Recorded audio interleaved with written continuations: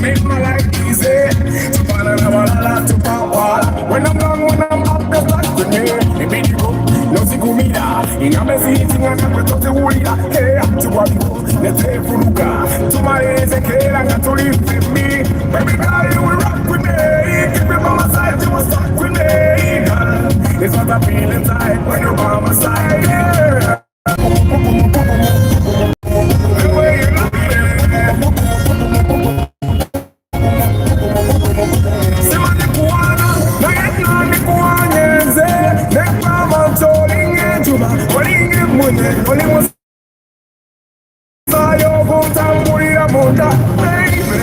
Let me tell you the truth, in a voice it's in high definition. Take a picture of you, 3 big glass, in my side, you will start with me. It's what I feel inside when you're by my side,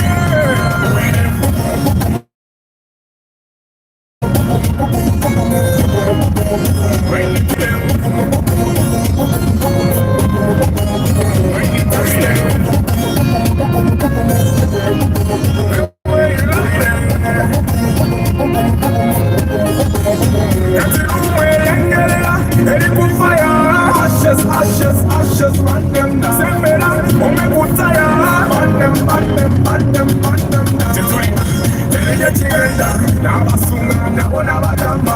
You're my number, what gonna become my wife? Burn them down. Girl, you will rock with me.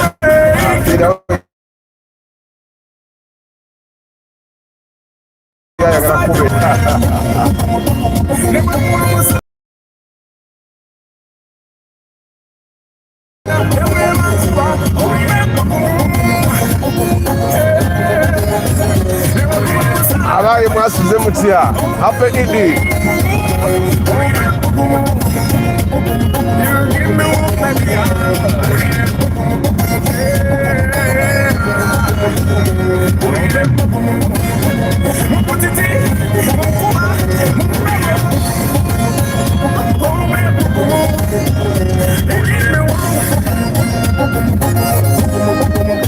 It's got to ruin my life, you know.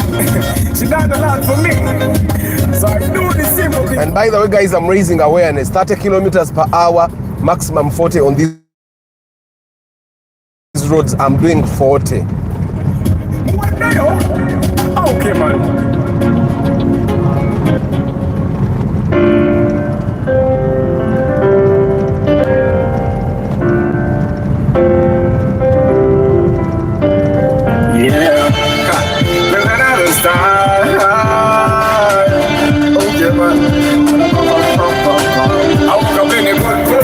I don't know why, but I'm feeling so good, like I was the whole mood. I'm not gonna put on a t-shirt today. Feel like it's guitar today. I make her smile, I make her laugh.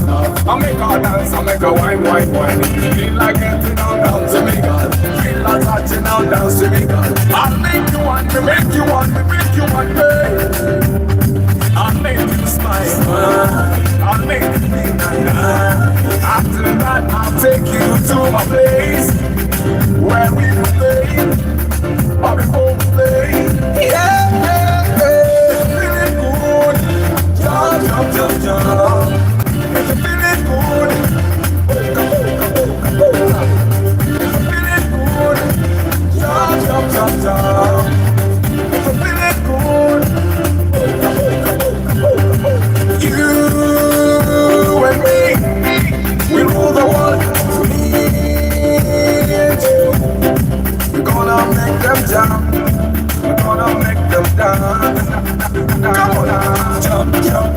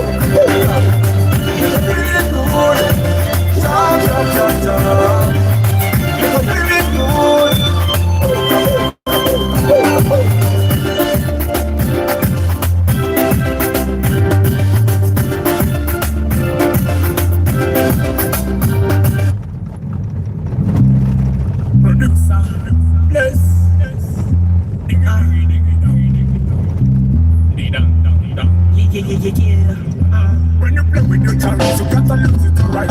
Never get it to back. When you play, then you never take it all serious. Cause you want thing you do what the genius.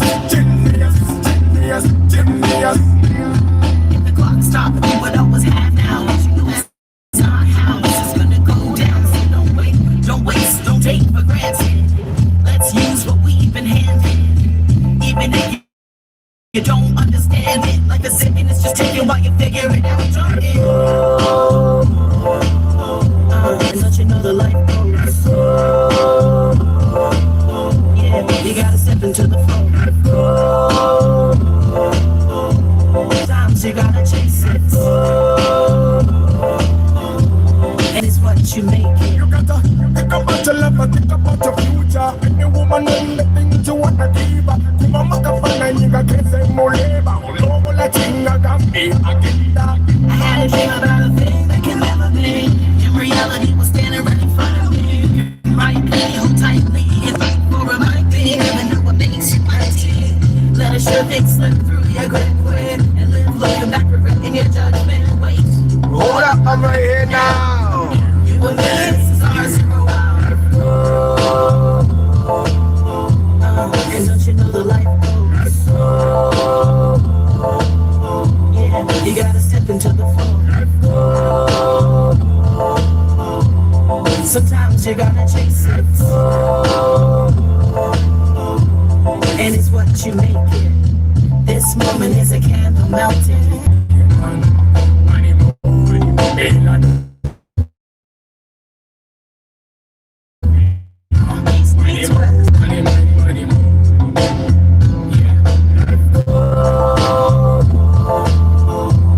And don't you know the life goes?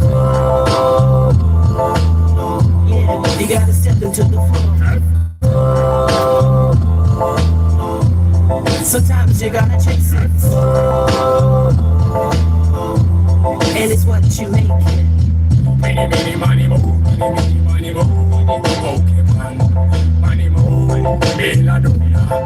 Money more. Bless touch. Money more. Benny stocks. Benny stocks. Money. Dynamo new. Money more. Yeah.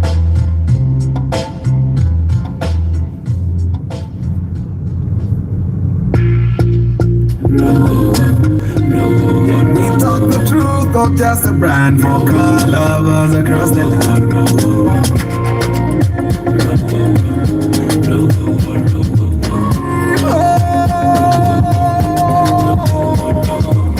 For the love of cars, Uganda we roll. From dusty road to Grimsby Patrol. Review teams, we break it down, helping every driver in the town. For the love of cars, Uganda. Welcome to the road, where rubber meets the soul. For the love of cars, Uganda. All the streets the stories right. Older new they shine with pride. Toyota, Nissan, Benzo, Mazda, we break it down, no propaganda. Every papa's got a tale. Village life to city scale. We talk the truth, not just the brand. For car lovers across the land. For the love of cause Uganda we roll. Hey, hey. From dusty road to dreams of patrol. Previous teams we break it down, helping every drummer in the town.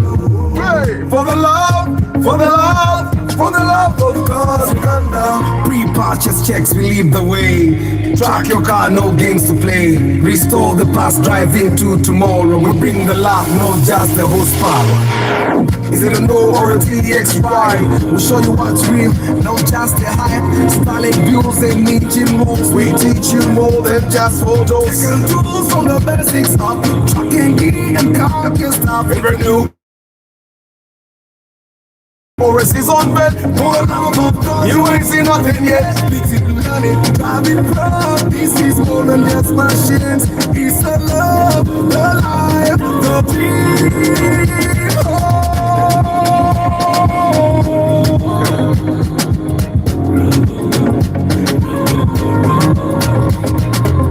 For the love of cause Uganda we roll. From dusty road to dreams of patrol. If you still we break it down, helping every drummer in the town. For the love, for the love, for the love of cause Uganda. Hey, hey,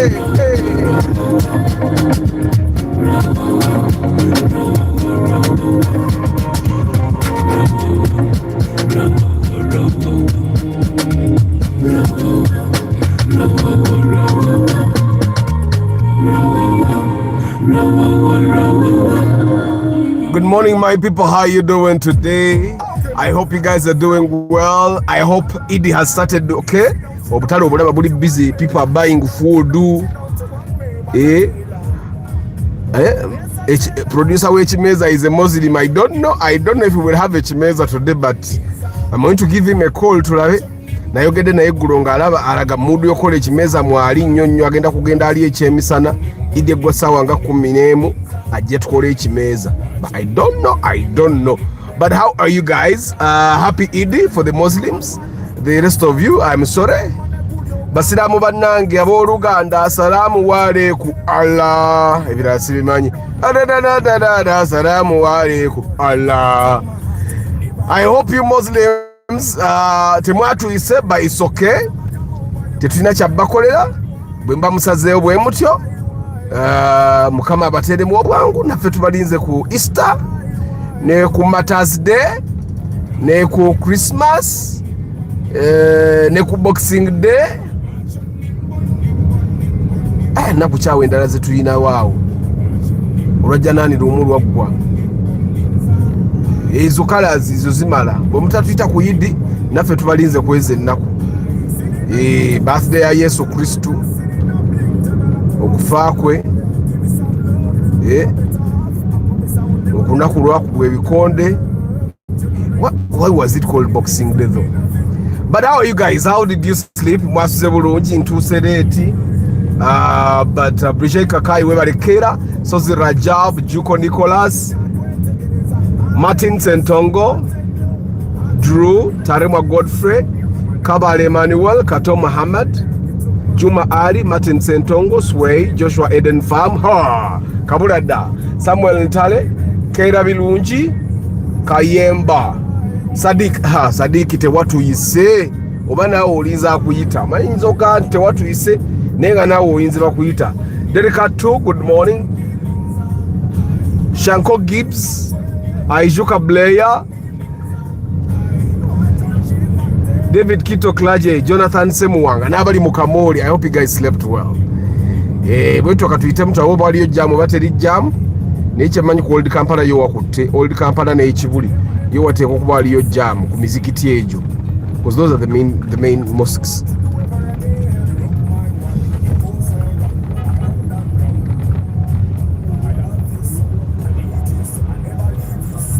So today is Eid. Naye kati eno Eid yaki yeye ekisiibo eri Eid endala ey'okusala ebisolo. Bana mukulika ekisiibo naffe abakatulika ekisiibo tunaatera okukimalako. Naffe tunaatera okukimalako. Dixon, good morning. Wasuza otya? Muyombya Mark tannajja oba yagenze dda ku mulimu. abali mu nsi z'Abawarabu banange muli mutya kansubire mukyali balamu. Ronald Muchwa, good morning. I hope you guys are still okay abali mu nsi z'Abawarabu era mbasabira buwangazi bwerere musobole okuvaayo mukomewo abatannavaayo. I've just known that some people actually came back, yeah. Abatannavaayo mbasabira musobole okuvaayo.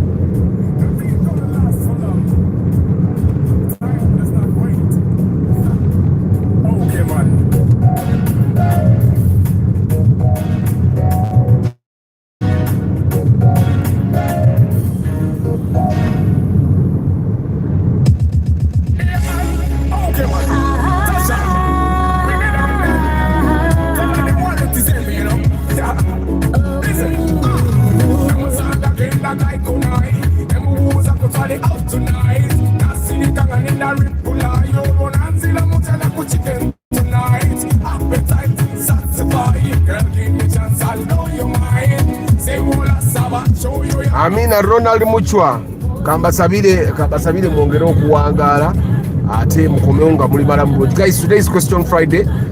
You can ask your questions. Nina ekibuuzo kyendabye nate sikola ki. Oli abadde akomparinga moroka ki. Let me see if I can. Agamba compare Raum, Sienta and Wish on fuel consumption. Kata you be comparing Raum and Sienta. The Wish cannot be compared to those cars. Then the Sienta will definitely be more fuel friendly because the Sienta has CVT.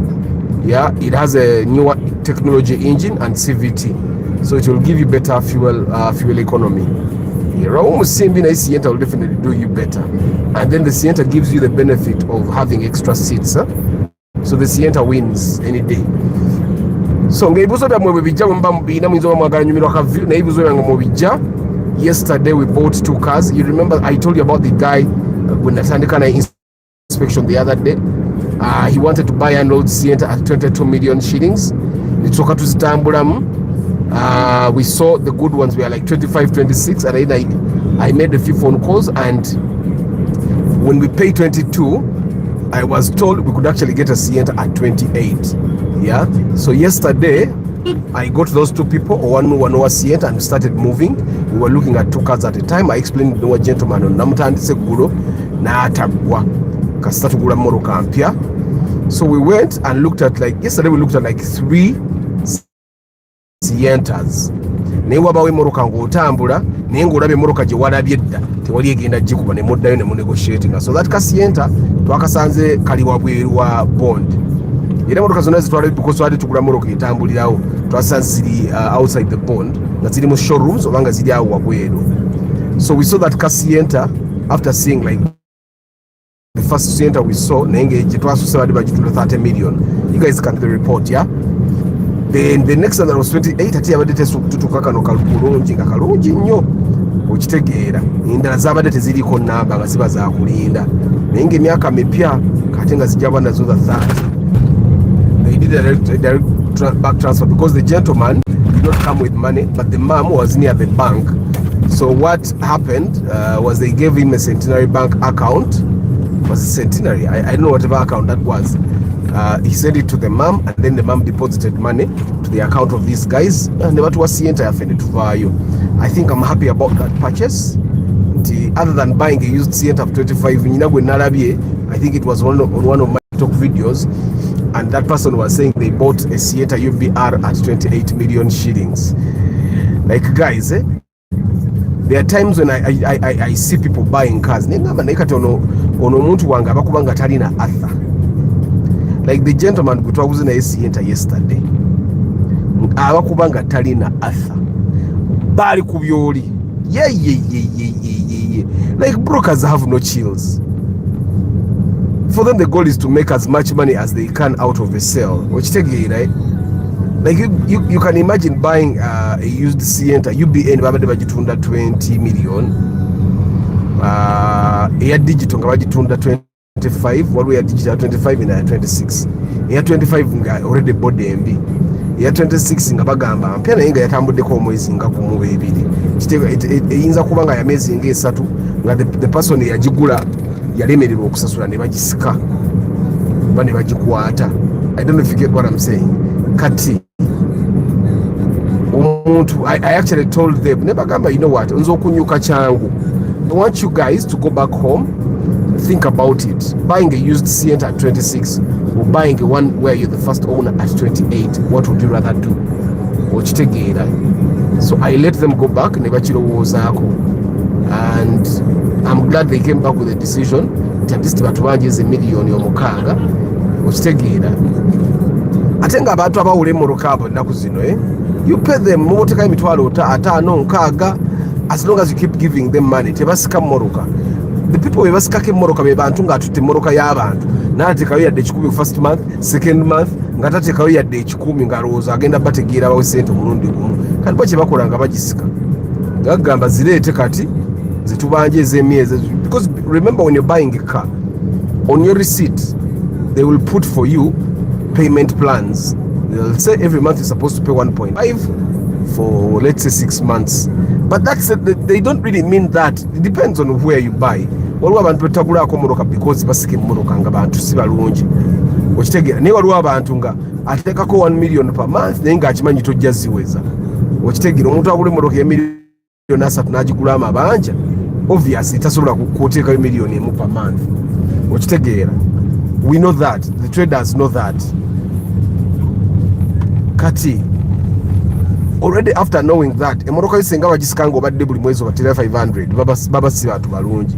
Kati the brokers that are in Nakawa there, bo bamanyi which people are impatient, which people are bad people. That's why I told you there is a way we cannot do we cannot do away with brokers, as long as the broker is not as selfish as other brokers. Osobola okukola naye. Bill Gates UG, good morning. Obadde obuzenyo Yusuf Minaj, Julie, how are you? So that's how we bought our Sienta. Arthur, how I can import, how import taxes calculated by URA. They have a calculator. They have a calculator that you can use to put the car you're buying, and then they'll tell you how much tax you're going to pay. You put the CIF price, and then they tell you how much tax you're going to pay. But I would advise you go to an agent because ebintu bya Uganda obimanyi ku paper biba birala ku ground biba birala, for you to not make errors. Yeah.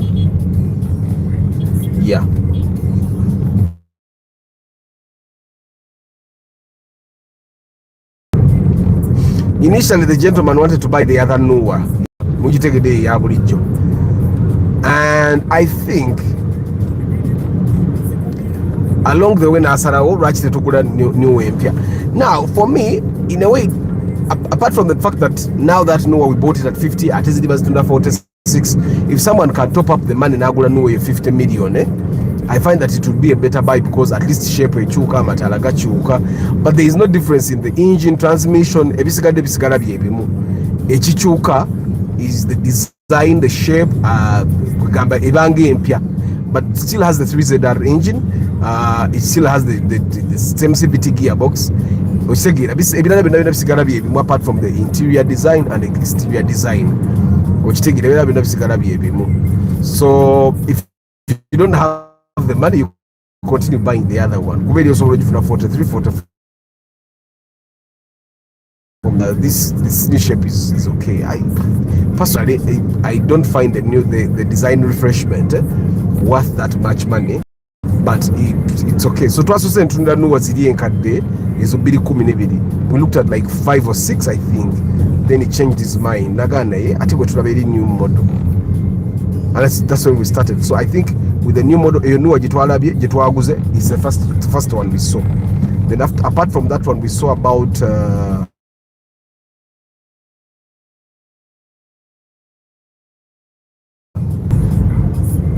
abasinga babadde between 51 and 55 million shillings, depending on who is selling. Kati waliwo era abantu abaseera n'okuleera. Kati waliwo n'abantu era batakwatako first payment eyo ya 35, because the initial payment is 35. We take the car and then the balance will be paid in like 6 months. Which take it, the balance will be paid like in 6 months. And then there is also a car that we both transfer. You remember how I told you in my agreements, we always write the clause that that should the transfer fail, the seller will return all the monies they received from the buyer. So there is a car we bought, there's an Alphard we bought, and when we bought that Alphard, transfer yali egenda kutambula bulungi, then nebiyingira mu complications. Eyo mmotoka eyo omuntu gwe twagigulako yagigula ku bantu nga bakola bata. Bwe bakola bata waabwe n'atagenda bulungi, so ne basigala nga beebanja. And so what happens is the person that did butter gave the other person another car, and then he was given the Alphard. Now transfers were not effected, so for them to effect transfers they had to go into negotiations. Now the person that also the Alphard wanted, I think, about 8 million or 10 million, and they agreed. The person was given that money and he refused to take it. He's not going to do transfer. I think he wants more money. So now we bought the Alphard, I think 16 million. So the person that sold the car to us said, you know what, transfer you bring back the car, I give you back the money that you bought that car. So this is the first time we are getting a refund for a car because the transfer is not working out. So I'm going to call the person that bought the Alphard Mugambe bagambe kumyawe moroka bakudize sent. So that's what's going to happen today. Not today actually, I think next week. But I just have to call the person, and so that's why we have that clause. If the transfer fails, you bring back the money. So for the person that sold us the car is willing to refund the money. Yali willing to come out sente ezo adiziwe moroka.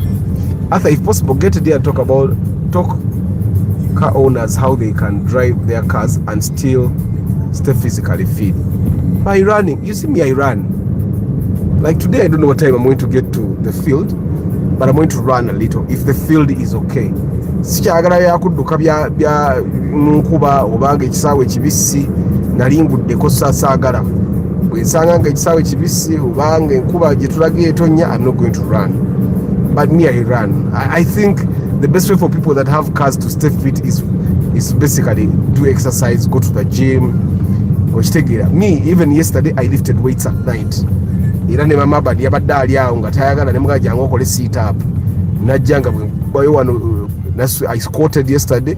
I would squat, lift, do some dumbbell work, and then nakola sit ups out. So, and that was like midnight. That was midnight. Exercise is very important for you. Exercise is very important for you. Roadblock oyiyo kati baba. Rebecca Ronald, good morning. John's info. Convention here last year, one of the plans we had was that when you guys actually come, we actually do a bit of exercise there. When you come, we do a bit of exercise. Kutekuleka muda bo indicator.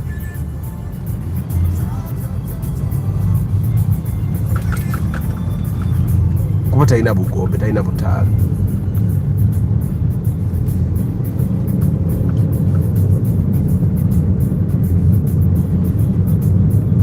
Naye ekitefugika obeerawo gwe buli kiseera ng'otya nga essaawa yonna bantwala, essaawa yonna Al-Shabaab ejja, ng'olina okufuba okulaba nga security ebeerawo. Ate ne b'okozesa bennyini babeera on their toes nga in case of anything mukama waffe ajja kutusiba.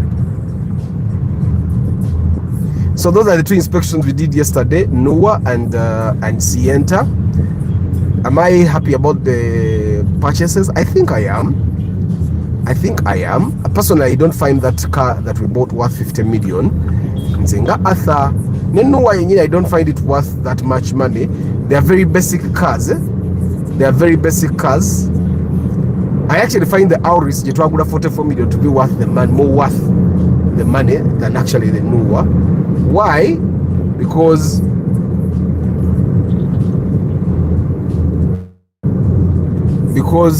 the Auris has something special. I've not yet reviewed it, but when I review it, you guys will see what's special about it. it's a very special car, more special than the Noahs. So I find that it's more worth the money than the Noah is a very basic car. Yes, it gives you extra seats, but it's too basic. Arthur, I see your road has multiple stop signs at the center line. Why are they there if cars never stop at them? Center line? I don't get what you mean.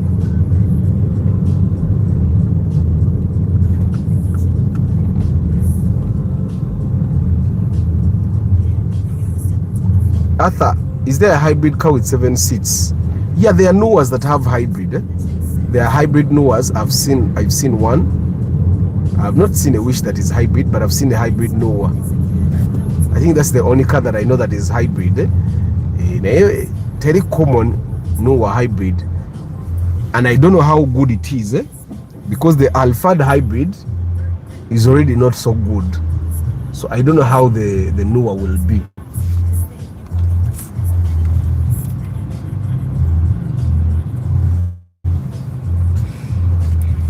I don't know if the Noah will be very reliable, but the Noah hybrid is there. That's the hybrid I know. But hey guys, happy Eid. Happy Eid. Egule bitala byankute nayingidde wange sawa mukaga. Unatuse wange sawa mukaga nengama na yelwa kisisitula mune kubyuma nga sinebaka. Nensoka nesitula muko kubyuma awo. Kati gwe manya ate liromba I had to do the broadcast in the morning. So that's how I came for the broadcast. Era no troto numa. Na ye mbadde nyina okukola broadcast. Then the gentleman wa Primo, you remember the gentleman yagula Primo nagenda naye Embara natuka Embara ate naafuna sente nagikomyawo nampa ne sente ze topping ofuna fielder. Yesterday we finally got someone to take the Primo. Nemwe bagaya bagule moroka ze 17. I sold the other Primo painfully. Eventually twagiguziza abasuubuzi. Na ye bwe mbagamba nti moroka eno nnungi mutajja kugigula. Banange temukabirira nge moroka ebuze ye 17 ennungi. The other car was nice. Eri Primo yagenze naye yannumye nga bw'okiwulira. You know what happened? We looked for fielders where we can like top up only like 5 million. Nga fielder ziba za million nga 22. Ne fielders onanga mbye okusinga Primo yaffe. Then eventually we got a fielder nga bagituguza cash ebera 25 ebanja liba 27. Ngeri ku BM kanungi ne mukamba manche tugenda okukola because yabadde ayagala emmotoka mu bwangu. Ne mukamba tuboto wagala emmotoka mu bwangu. Ene mmotoka tugenda giguza abasuubuzi. Otopinge bwoguza abasuubuzi oba ofiirwayo akasente naye ate oyinza okusala okwagala butafiirwa kasente naye nga ate field eno gy'ofuna egenda zikola zikomewo. Ne mugamba omanyi kibaleebalemu kasita wali watu wa fielder tufune field eyo tandika okukola emirimu gyo nga bw'oyagala n'asala olala ata tukikole. So we paid for the fielder yesterday. He's going to come for it today. Ne moroka eri yannomye Primo banange. The Primo was nice. Naye bwe batu babeera kati emmoroka ye 17 emala okuva kati ate abagala emmoroka ze 17 ne balyoka bajja nga bayiika okitegeera ng'ate olwo emmoroka tezikyakola ki tezikyaliyo. How much is the Outback in the bond? The Outback is I think it's between 36 to 40 million depending on where you're buying and what your specifications are, and also depending on the model. Okitegeera after succeed in good condition usually I don't know, I don't even recommend you buy it outside the bond because bajja giguza 26 27 ngate yo bond ya 35 ate nga joguze ebweru nkadde kuba nobody buys the succeed for sappe bagula zikozesa kitegeeza ogenda gula succeeding ekulusanye at 26 million ngate you could get one at 35 nga mpya gwagitandikidde. So sometimes it's about value of money, and that's why sometimes I recommend that you guys get certain cars from the bond bw'oba osobola. Bw'oba tozirina ey'ebweru ennungi oba ogenda gigulamu kabeeyimu ate ng'olumako akabeeyi tekali kati olaba kati I think the fielder now makes sense to buy outside because kati fielder ezisinga zi 38 million which I find to be unfair. Singa zibadde si at 35 okaba ne kati fielder we buy a 38, that's a lot of money. Let's succeed Charlie 35. Arthur, can I still get a new number plate for an old car? Yes, you can. Just have your money. Someone called me yesterday, one of the guys, I inspected the RAV4 like 3 years ago. We inspected the RAV4. Sister. That one. We inspected that RAV4. Gentleman called me yesterday, Arthur, I'm trying to get digital number plates. I paid for everything and all. I have moved. I'm now even tired, and people are telling me that way you get me someone to help me get the digital number plates. The digital number plate, for you to get it, you'll spend about 700,000 shillings. Best case scenario, 600,000. Which model? 2011.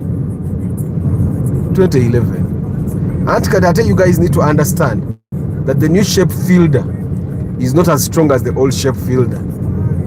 The other one is a bit weak. I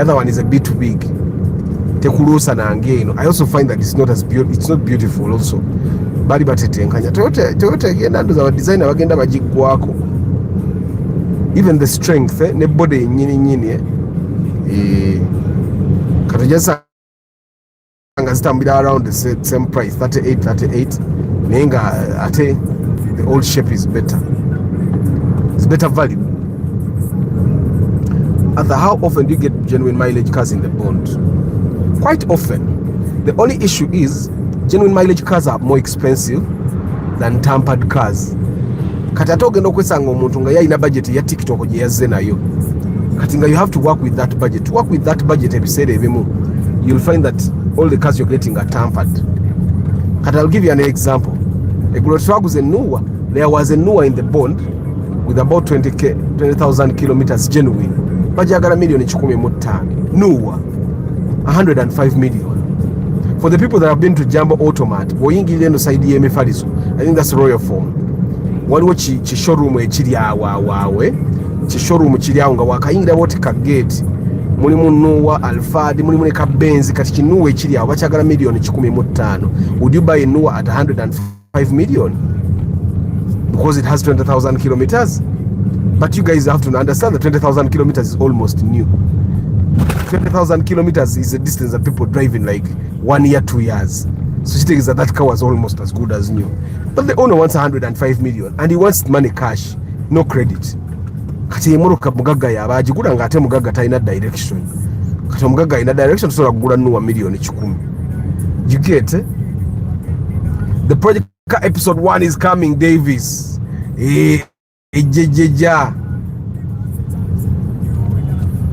Good things take time. Davis, you need to pay for VIP, by the way. You need to pay for VIP. But episode 1 of the project is coming. So guys, questions, Mozilete question, bring your questions. We talk the truth, not just a brand for car lovers across the land.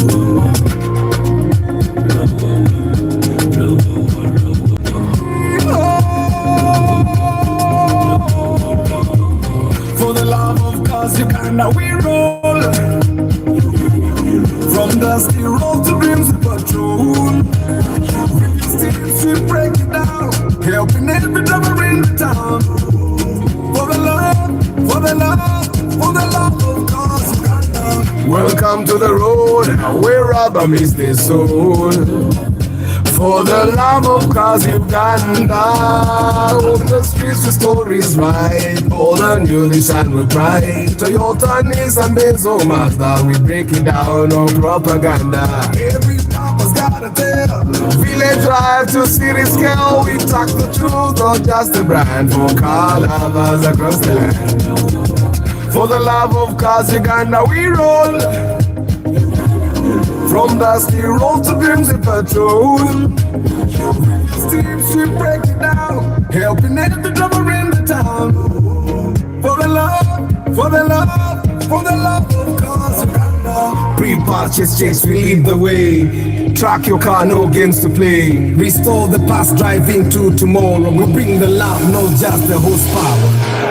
Is it a no or a TX ride? We'll show you what's real, not just a hype.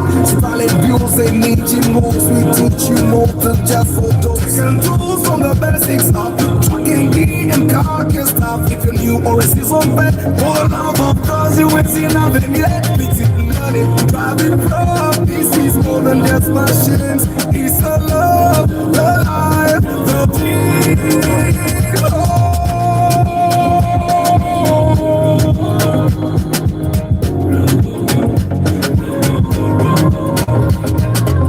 For the love of cars, Uganda, we roll. From dusty road to dreams and patrol. With your steps, we break it down. Helping every number in the town. For the love, for the love, for the love of cars, Uganda.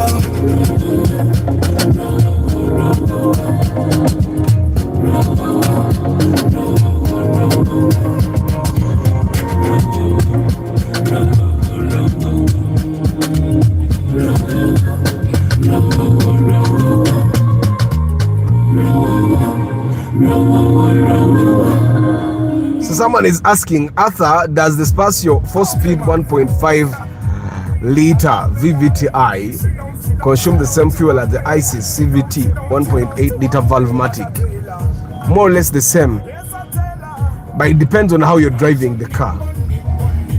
But those cars will give you almost the same, because the ISIS will give you mixed driving 8 to 12 kilometers per liter. That's the same thing that the Spacio will give you. But the Spacio might actually do worse, because the Spacio you're trying to buy is going to be very old. So it will actually end up doing worse. So the ISIS is, for me, I'd go with the ISIS any day. The ISIS is newer, better condition. Now, the trouble normally comes, you guys buy cars and you put bigger tires. That's going to make a car consume more fuel. Subaru Trezia, its new shape 1.5 from the Bond, which is better and priced currently. I think the Trezia is about 32. The Trezia will be a 2013 model, I think. 32. The Vitz 2013 model is also like 32 there, which is better. The Trezia gives you a bit more space, but the Vitz is fit for the kind of engine it has. So it depends on what your budget is. If your budget is about 25, 26, the Vitz 2010, 2011 is what you will get. So that money can't get a Trezia. You get, because the Trezia is a Toyota Ractis. So Toyota Ractis and Trezia are one and the same. So, but I find that the Trezia is actually small. It's almost like a Vitz, yeah. So if your budget is small, you'd actually end up just buying a Vitz, because then it will be the one that you can access. From your experience, normally, what is the original mileage? 100 to 120. 100, 120. With Subarus go up to 200. Subarus, because Subarus abantu bazivuga. Subarus genda dala paka mitwalo 2. But Toyotas is normally 100, 120, 150 there, and then they cut them up to 30 kilometers. That's why normally I find someone gagamba, I bought my kanga mileage eri wansi mitwalo 3. Ugwe mungu ogula wishi ya milioni 3 munyanga ina mileage emitwalo 3. Ugwe wishi mileage emitwalo 3 ebere ya milioni nga 4-5. You get, because an original lower mileage will get someone to buy a wish at an enormous price from Japan. But if they buy it from Japan at insanely high prices, they'll also sell them at insanely high prices. Atete wakulima ati bond etasala mileage. All those bonds, even the ones that sell cars expensive, they also cut mileage. I am telling you, they also do. Atete Moroka, you need to also know how a car that is at 30,000 kilometers will look and how it will not look, the kind of wear it will have. For starters, I will tell you that a car of 30,000 kilometers, teba akona dent name, it will not have a dent the tires ejja kuba ekyalina original tires from the factory. Empiira ejjagira ku factory gye giba gikyaliko. Okisege eba mpya emmotoka y'emitwalo 3 eba ekyali mpya nze nkubuulira. Mark X and Alteza, which is more affordable. The Alteza will be much more affordable, easier to keep on the road. You get, but the Mark X is something else. Okisegera kati Alteza bw'ogulira beams eba enywa bulungi okusinga Mark X. But kuhayo ate Mark X esobola okusavingamuko kafuta. The Mark X is also much more comfortable, yeah. But the Alteza is easier to keep on the road. But I don't find the Alteza. I've never found the Alteza comfortable. So if you're like Arthur who wants comfort, and the price range is the same, you'd go for the Mark X any day. Because the difference would be like 2 kilometers. Of course, 2 kilometers is a huge difference. 2 kilometers is a huge difference.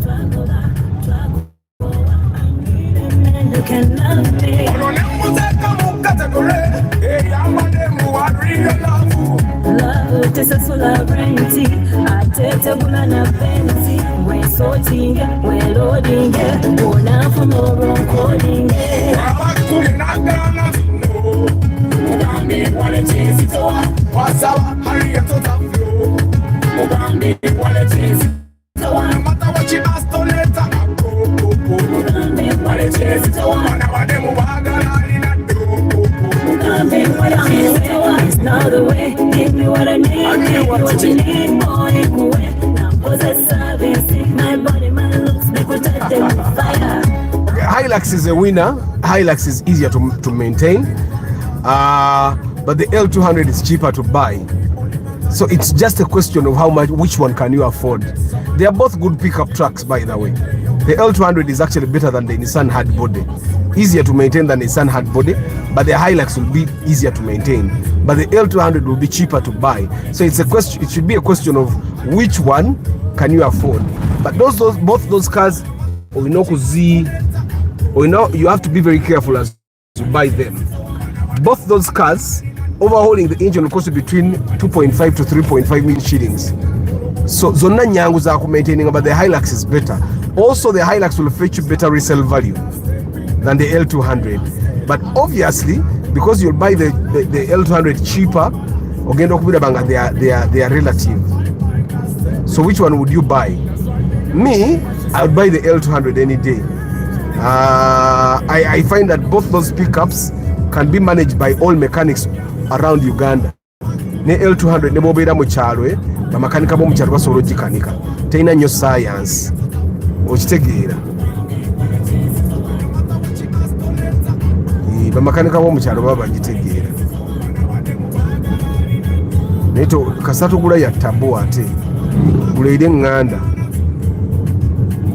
gule nganda.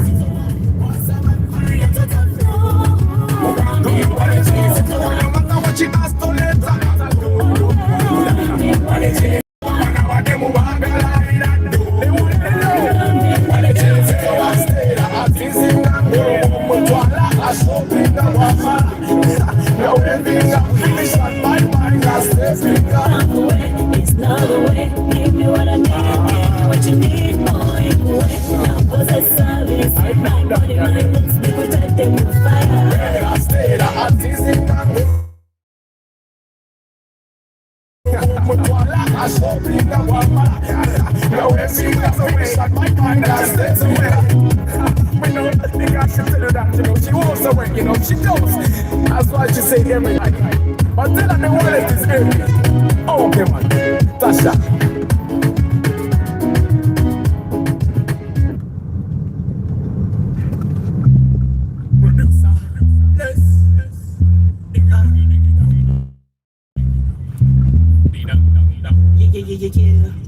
When you play with your channels, you got to look to the right. Never get it to back. When you play, then you never take it all serious. Cause one thing you know, what a genius.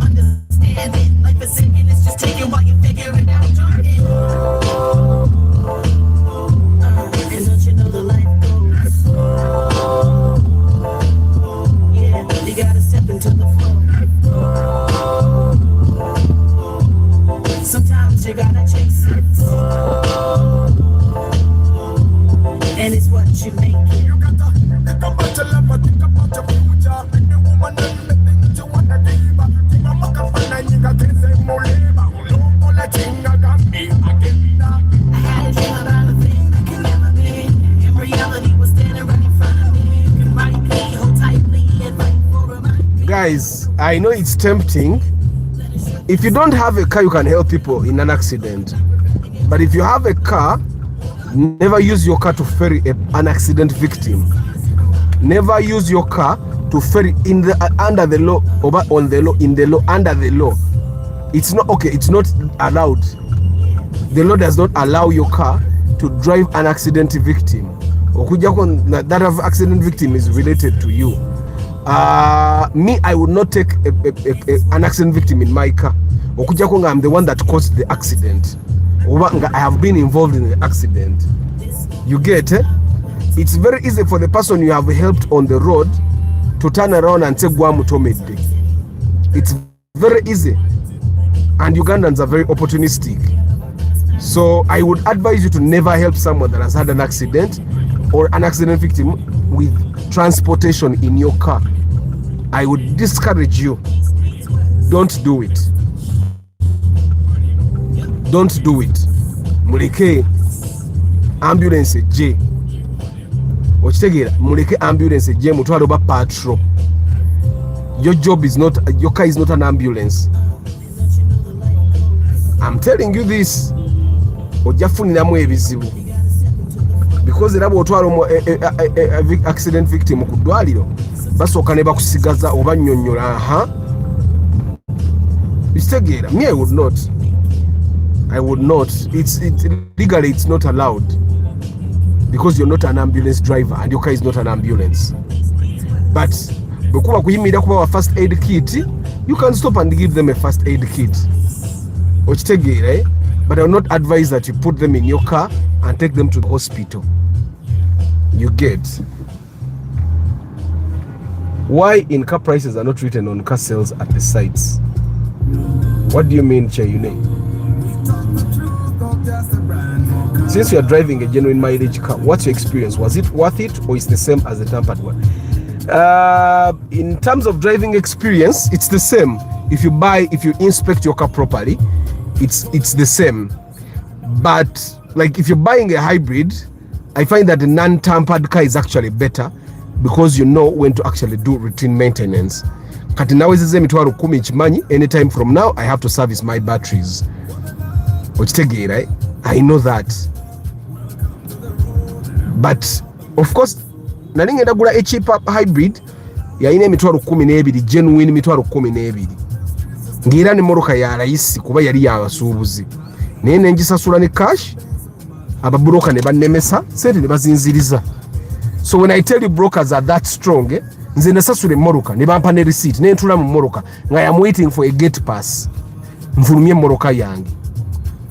Ne bankomezaawo sente ne batala receipt yabo. For me to probe ne bagamba broker yali mulimo gwe moroka eno mwamuyiseemu agiremeseza mwongereyo miliyoni 3.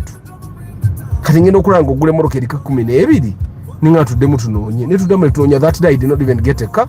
Then I got a car next day. It was more expensive than the other one, but it was worth it.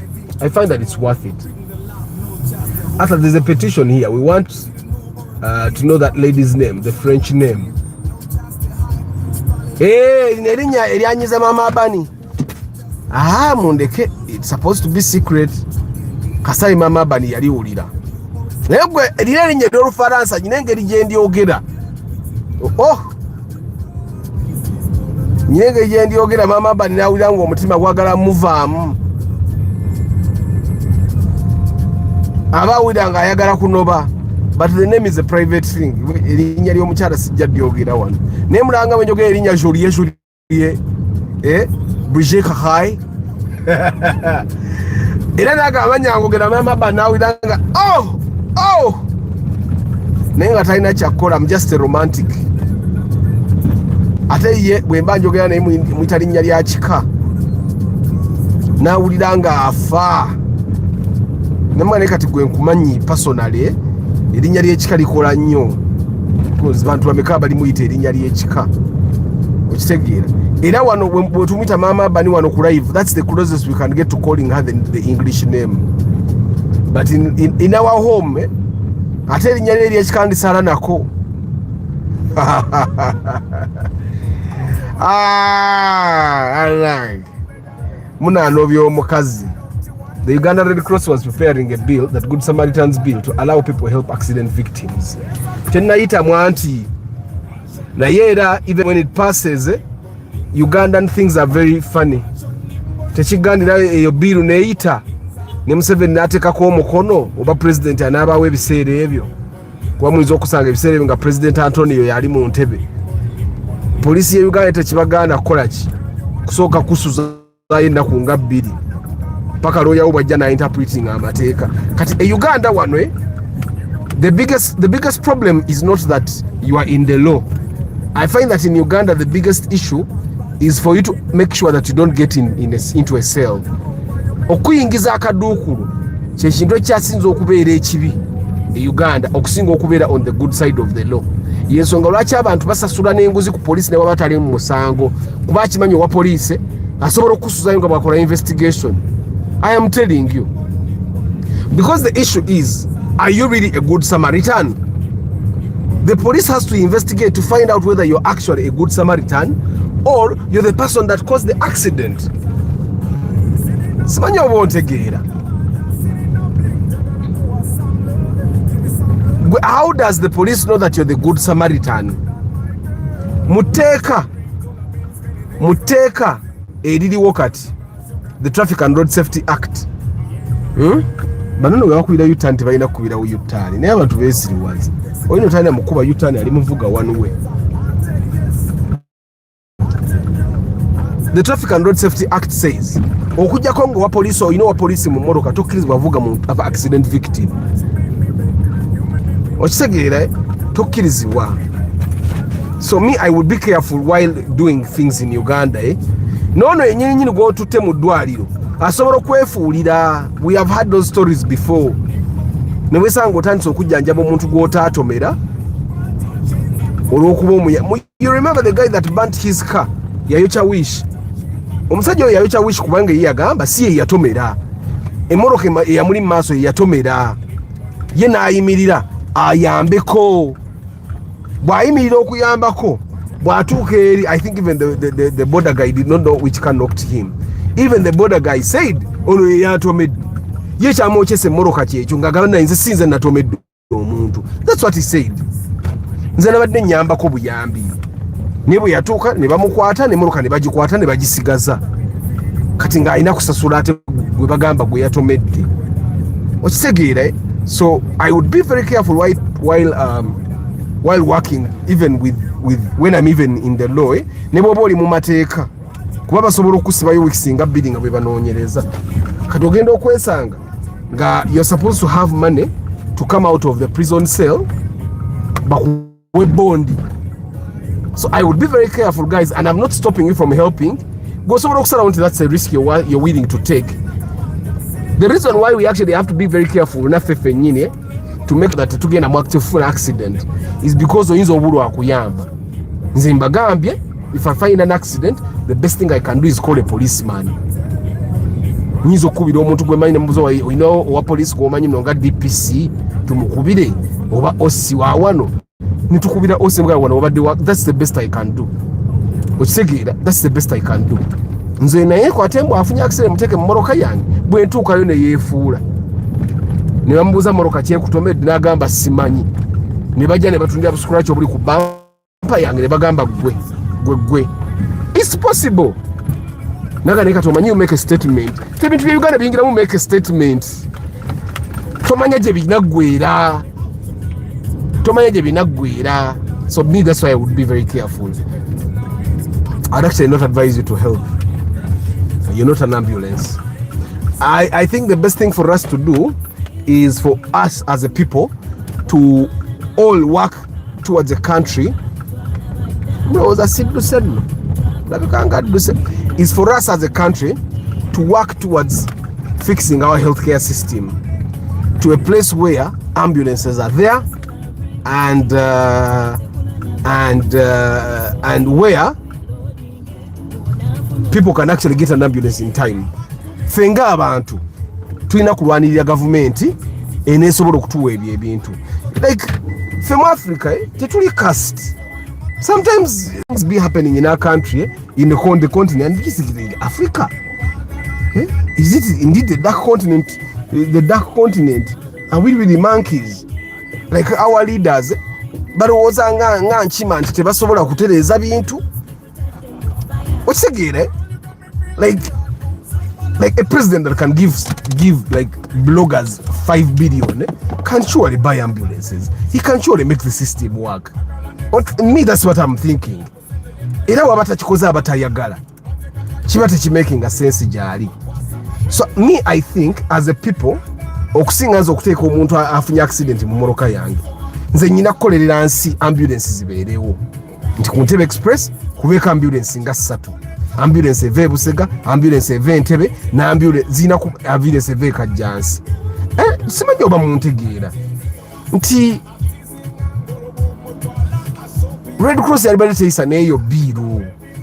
Yandibadde eri mu kugira government etandika okuteeka ambulance eziwala. Like why are accident victims being transported on patrols? It's not proper in a country where we have. Anyway, Moja Gamba politics. Some of you guys are happy with how things are. In the city happy. Nenzo butaba happy bwangi. Busobola okunsiria. Kati mbivuddeko. Ensi eri bulungi mwe muyambe accident victim bamwe. Me, I believe we should get ambulances. Doctors should be paid better. Hospitals should be equipped. For me, that's what I think. I actually think that if hospitals are equipped properly and we have ambulances, we don't need tear gas. Abantu bajja kwekarakasa. But presidential candidate abala we banajja tetujja kubalonda because bintu bijja babikola. But of course Moja Gamba Arthur ogenze political. Like mukazi wangu wewaka mama Abani bwemba mu sente zenviri mbudde kati ayina olugwe lwagenda okukola olwaliro balwa sente mmeka lwa Grammys bagenda dumupimako bati balukube n'oddukuba. I'm going to give her that money. Bwemba omukazi muwadde ezo sente mama Abani tamanyire bwe bagula airtime, tamanyire bwe bagula data, otegeera tamanyire bwe bagula yaka. Kati mukazi woba osobola omuspoilinga bwotyo okitegeera talina nsonga lwaki accommodating abamukwana bamusuubuze 15,000 oba bamusuubuze 10,000 kube 10 agimanyi ogimuwa. I don't know if there's a logic simanyi oba mugitegeera. Kati okusinga we natandika okulwanagana n'abasajja abakwana mukazi wange muwa bwibye yeetaaga. For me that's how I think. Okitegeera nti ntandike gwe okwana mukazi wange abasajja jangu nkusibe. That's my logic. Okitegeera mukazi wange bwaba tali musanyifu nangeri gye nkolamu bye nnyina kukola obviously abamukwana ajja kubatunuulira. Kati ate lwaki okuba abamukwana Teresa, I don't know if you guys get what I'm saying. But anyway, nyinza okuba ndi mulalu kamba sivule ngende nziruke. Nyinza okuba ndi mulalu abantu abamu bayinza okuba nga some of you guys are happy actually with how things are. Nga gogamba mulagali equipped. Engudo nunchi. Bana nze kangende amefama with 30 million which car can I buy? Ojagulanga oyinza ofuna akatawuni esa akokkanikakanikamu. Oba kino ekimoloka bakiyita kidatisane. Mama Abani is settled. We want the French lady, my friend. You see enough starch. Give us a chance to. Mundeke njaba bulanga Mama Abani tali mu moloka kati mwali. Era kati line ze mbadde nkuba mbadde nzi kuba direct. Mwali mu moroka mwe mba mmanya why ndinti kamukitegedde kati nze muli mpulira tear gas tetumwetaaga kasita amalwaliro tugawa eddagala ambulance ne zibeerawo amasomero gabeerawo enguudo ne tuzikola tear gas tetumwetaaga tetutitine gutuyitaga kuba tetutine gutuyitaga but that's my thinking. Nyinza oba ndi musirusiru mu sitegeera nga that's not how the world works. As my friend September he called yesterday, but one that crossed the road closed when Museveni was passing, but Uganda. Sikutegedde Isaac. You're right, it's only in Uganda where helping is a risk and a crime, as they ask you to give a statement, then from there you are here Mbutowa Viato. I now had 2 people who are victims. Guys, toyamba muntu wa accident eyo giraba. It's unfortunate that omuntu agudde ku accident. Bw'oba omumanyi personally, sooka oyogere naye. Omuntu gwomanyi personal obviously tomuyitako. Yimirirawo okubire poliisi bamutwale ng'olaba. Toteeka accident victim mu mmotoka y'oyinza ofune obulamu bwo buyinza okukyuka forever. True, some people may be unhappy with your unhappiness. Am I Ephraim? You see, I may be unhappy, and some people ask, why are you unhappy? Yeah, why are you unhappy? Mwalaba the other interview mwali moli guy yagamba bamba million lukaga nga yakaba ng'oli aseka kati nga presenter agamba toseka ng'ona aseka agamba oli okkiriza muka okaba lwaki nzo ng'ano okuseka nze nseka byange n'oli akaba bibi muleka akabe nze ndikanseke ang'anyo mwogera ko kitegeera naye munaye tetukkirizibwa kubeera unhappy. Arthur, you talk about Nissan Caravan. Don't buy it. Just don't buy it, Jotham. Kumbe she was around. That's why you came up with the example, Arthur. But she's happy. Are you not happy? But if you're not happy, you tell me. You're happy like this? Are you sure? She's happy. She's happy. Legacy 2010 Uganda driven for Legacy Gula. Just make sure it's in good condition. He crossed the road when Museveni was passing. What happened? Why would you cross the road when the president is passing? You people temumanyi nako Isaac. Wamubuza lwaki yasaze kubali ludda wakati. Tali kitali oyo. Baiza nokukuba essasi. You people, do you know the protocol? Do you know the protocol of the president of Uganda? You people. Mu lockdown, being unhappy is a crime in you. Exactly. Bana yensaba kunsonyiwa ebigambo binsima tusibina byenjogedde obutaba musanyufu ndi musanyufu. I am happy. Things are okay. They are okay. Nsaba kunsonyiwa nsirwaddemu ko siriddamu kusirwala. Siriddamu. Katugenda kuva wano mama bani ankansolinge agambe lwaki oyogera ebintu ebyo nyina omuweka banange nsaba kunsonyiwa. I am happy. Things are fine. Chitegedde guys, munzikirize mbasiiwule. By the way, those bodyguards just saved him. They could have even killed. Exactly. Mwe protocol ya president boy sara voting a president agenda yitawe nga president agenda yitawo bwati baso burugambo badde yagala kutta president because the Moroccan president sobolo kutomera ne uguka ne yefuule emirundi n'emirundi okitegeera. So guys, nze president wabagira, they even make you switch off lights lwakubanze Moroccan yange hybrid. They even want to turn off. Arthur, me a man happy, that is good. Lwakuba toli wanaiza akateri akulaba. For me, they see me, I be there in Nakawa moving like I own the country. You want people to... Me, I'm happy. Things are okay. The roads are good. Hospitals are good. Schools are good. Everything is okay. I was representing Mama, but I can even give the police her number. But walemu ye atali musanyufu. Checho. Ya atali nze ndi musanyufu. Arthur muka business oli mulalamu ntya. Sharon, bana guys, munzikize neme kusoma manya gamwe naye mbagala nnyo mwenna bali ku live. Munzikize neme kusoma manya ngende nziruke. Mara okuwa omukazi sente zigenda okukola ekiteeteeyi kiri ekyebbeeyi. Bagenda mupima bakikube no kikubawe bati akirabe ko ngiri byaba designer kazi batwala sente zaffe. Kana mbuza ololo nachi Anna Maria Traders. What would be the price range for a Legacy 2010? Bera ne milioni nga 28 kwa 35. Kubate zidi yo mu bond and you want to buy something that is good. Bera milioni nga 25. 25 there. Arthur, the best I can do is to inform the police that there is an accident which needs an emergency. I can't risk carry. No, never carry an accident victim in your car. Don't.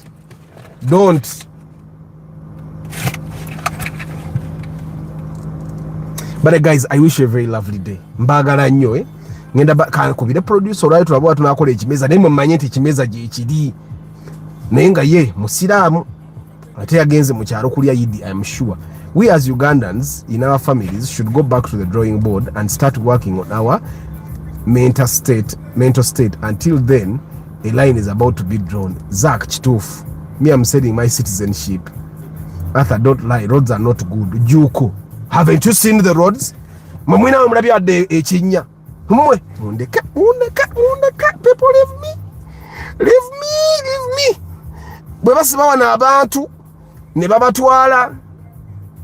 Have you seen Kasozo ina bana mundeke Uganda wano boyogera ku pothole you being political mundeke kanjogere ku motoka zange nti ebinya bizikubye banange. I have no choice. Julius, do you have a choice to be unhappy? You can even be unhappy. Being unhappy gets you. Banange mundeke no kubyogera ko bogezi mbu being unhappy beyinza okunona mundeke. Ata abamukumu you're setting me up. Jotham, leave the Nissan Caravan tojigula. Nze nkubulira. Leave the Nissan Caravan. Nissan Caravan will make you hate people. It will make you hate yourself. Don't buy. I know that the drone and chigegeza are very expensive, but there is a reason. Even the network. So you are unhappy. I'm happy. Bana mbere bulungi. I'm happy. Things are okay. Mama Ban is the one that irabiri mbadde njogera badde abimpandikidde wano kapapula.